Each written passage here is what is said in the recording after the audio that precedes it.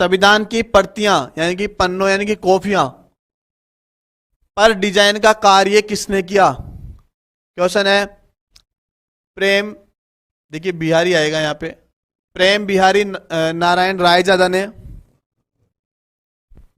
दूसरा है नंदलाल बोस ने, तीसरा है गोपाला स्वामी आयंगर ने, और चौथा है माधव राव ने। इस समय जो हमारा सही उत्तर रहेगा वह उत्तर है हमारा नंदलाल बोस। बिल्कुल, नंदलाल बोस ने प्रतियों पर डिजाइन का कार्य किया था और प्रेम बिहारी नारायण रायजादा ने इसका लेखन का कार्य किया था, लेखन का कार्य किया था। आगे चलते हैं। संविधान पर सर्वप्रथम हस्ताक्षर करने वाले व्यक्ति कौन थे? देखिए संविधान जो कागज था, संविधान की जो बुक थी, प्रतियां थी, किताब के पन्ने थे, उन पे सर्वप्रथम हस्ताक्षर करने वाले व्यक्ति कौन थे? ऑप्शन है हमारे पास हजरत मोहानी, बी है पंडित जवाहरलाल नेहरू, सी है डॉक्टर राजेंद्र प्रसाद और डी है डॉक्टर अंबेडकर। डॉक्टर अंबेडकर। देखिए हमारा जो सही ऑप्शन होगा वह ऑप्शन है हमारा जवाहरलाल नेहरू। जवाहरलाल नेहरू सर्वप्रथम हस्ताक्षर करने वाले थे, जबकि डॉक्टर राजेंद्र प्रसाद अंतिम में यानी कि सबसे लास्ट में हस्ताक्षर करने वाले व्यक्ति थे। चलिए आगे चलते हैं। निम्नलिखित में से कौन प्रारूप मसविदा, देखिए मैंने पहले भी लिखी ये बात और अब भी मैं यहां लिख रहा हूं कि प्रारूप और मसविदा समिति का सदस्य नहीं था। इनमें से कौन, इन चारों ऑप्शन में से कौन प्रारूप मसविदा समिति का सदस्य नहीं था? ऑप्शन है हमारे पास अल्लादी कृष्णस्वामी अय्यर, बी है डीपी खेतान, सी है सरदार पटेल और डी है के एम मुंशी। जो हमारा सही ऑप्शन रहेगा यहां वह ऑप्शन है हमारा सरदार पटेल। सरदार पटेल, बिल्कुल सरदार पटेल प्रारूप समिति के सदस्य नहीं थे। इसमें कितने सदस्य थे? इसमें कुल 7 मेंबर थे, टोटल 7 मेंबर थे, 7 सदस्य थे जिन्होंने प्रारूप समिति में भाग लिया था। लेकिन सरदार पटेल ऐसे व्यक्ति है जिन्होंने प्रारूप समिति में भाग नहीं लिया था। चलिए आगे चलते हैं। प्रारूप समिति में कुल कितने सदस्य थे? देखिए अभी पहले पीछे बताया ही आपको कि इसमें कुल 7 सदस्य थे, तो ये बात आपको बताने की आवश्यकता नहीं है। इसमें ऑप्शन रहेगा हमारा 7 सदस्य। ठीक है, देखिए मैं आपको नाम भी बता देता हूं। चलिए देखिए, पहले व्यक्ति थे डॉक्टर भीमराव अंबेडकर।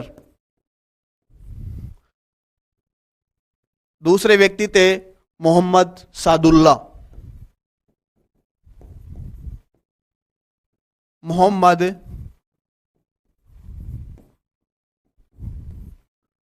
सादुल्ला, ये 2 व्यक्ति हो गए हैं। तीसरे व्यक्ति है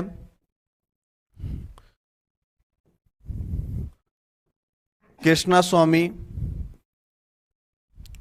पूरा नाम लिख देता हूं, देखिए मैं यहां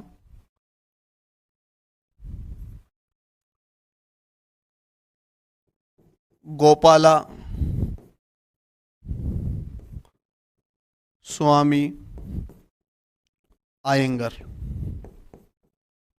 देखिए चौथे जो व्यक्ति है वह व्यक्ति है हमारे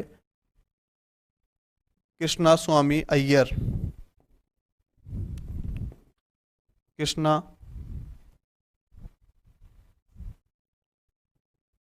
स्वामी अय्यर। कृष्णा स्वामी अय्यर, ये 4 व्यक्ति हो चुके हैं। पांचवें व्यक्ति थे के एम मुंशी, के एम मुंशी, के एम मुंशी। और जो छठे नंबर के व्यक्ति थे वह व्यक्ति थे हमारे डीपी खेतान, डीपी खेतान।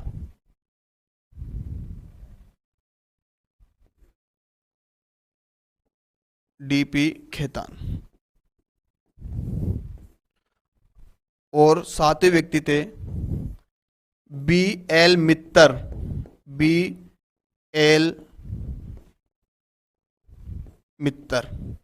देखिए ये सातों व्यक्ति यानी कि 7 व्यक्ति प्रारूप समिति में भाग लिए थे और जो डॉक्टर भीमराव अंबेडकर है ये इस समिति के अध्यक्ष थे। ये बात आपको ध्यान रखनी है। बिल्कुल क्वेश्चन आ भी सकता है कि प्रारूप समिति के अध्यक्ष कौन थे, तो हमारा वहां ऑप्शन रहेगा डॉक्टर भीमराव अंबेडकर। देखिए क्वेश्चन ऐसे भी बन सकता है, क्वेश्चन ऐसे भी आ सकता है कि इनमें से प्रारूप समिति में से कौन से व्यक्ति प्रारूप समिति में भाग नहीं लिए थे, तो आपको उस समय फिर 7 व्यक्ति के नाम याद होने चाहिए, तभी आप उस क्वेश्चन को सही कर सकते हो। 7 व्यक्तियों के आपको नाम याद होने चाहिए। एक बात और देखिए जरा, इनका निधन हो चुका था, इसके बाद में यहां जो प्रारूप समिति के सदस्य बने थे वह सदस्य थे टी कृष्णामाचारी, टी कृष्णामाचारी। यह बात आपको ध्यान रखनी है। क्वेश्चन आ सकता है कि प्रारूप समिति में डीपी खेतान जी का निधन होने के बाद प्रारूप समिति में कौन सदस्य बने थे, तो उस समय हमें जिस ऑप्शन का प्रयोग करना है वह ऑप्शन रहेगा हमारा टी कृष्णामाचारी। इन्होंने बी एल मित्तर ने इस्तीफा दे दिया था, बी एल मित्तर ने रिजाइन कर दिया था, इस्तीफा दे दिया था। इसके बाद में जो इनकी जगह सदस्य बने थे वह सदस्य थे माधवराव। ये बात आपको ध्यान रखनी है, माधव राव।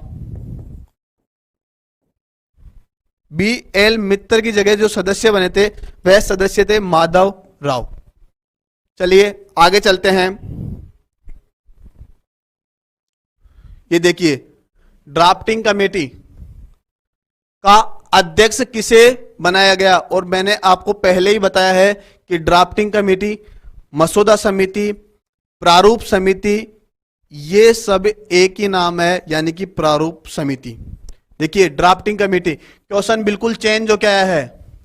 देखिए यहां प्रारूप कहीं नहीं लिख रहा है, मसौदा कहीं नहीं लिख रहा है, केवल लिख रहा है ड्राफ्टिंग कमेटी, और ड्राफ्टिंग कमेटी का सीधा सीधा मतलब प्रारूप समिति से है। देखिए अध्यक्ष पूछा गया है। यहां ऑप्शन है हमारे पास डॉक्टर भीमराव अंबेडकर, के एम मुंशी, डीपी खेतान, डॉक्टर राजेंद्र प्रसाद।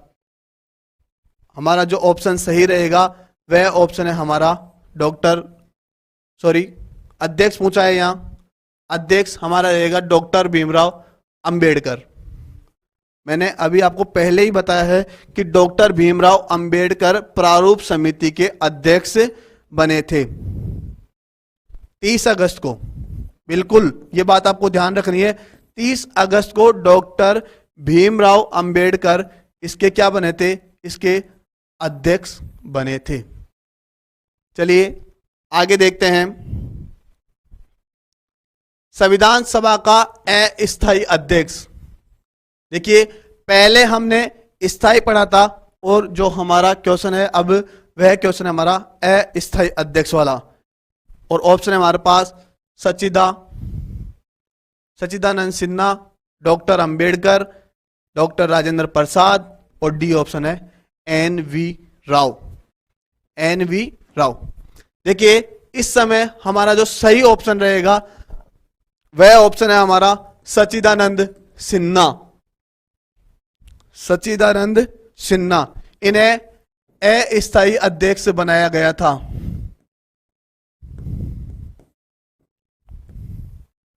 इन्हें अस्थायी अध्यक्ष बनाया गया था, जबकि डॉक्टर राजेंद्र प्रसाद को स्थायी बनाया गया था। ये बात हमने पहले ही पढ़ ली है। और सच्चिदानंद सिन्हा को अस्थायी अध्यक्ष बनाया गया था। एक बात और ध्यान रखनी है आपको, ये किस तर्ज पे बनाए गए थे? ये सबसे वरिष्ठ व्यक्ति थे, ध्यान रखना इस बात को जरूर, ये बात इंपॉर्टेंट है। ये सबसे वरिष्ठ व्यक्ति थे, इसीलिए इन्हें अस्थायी अध्यक्ष बनाया गया था।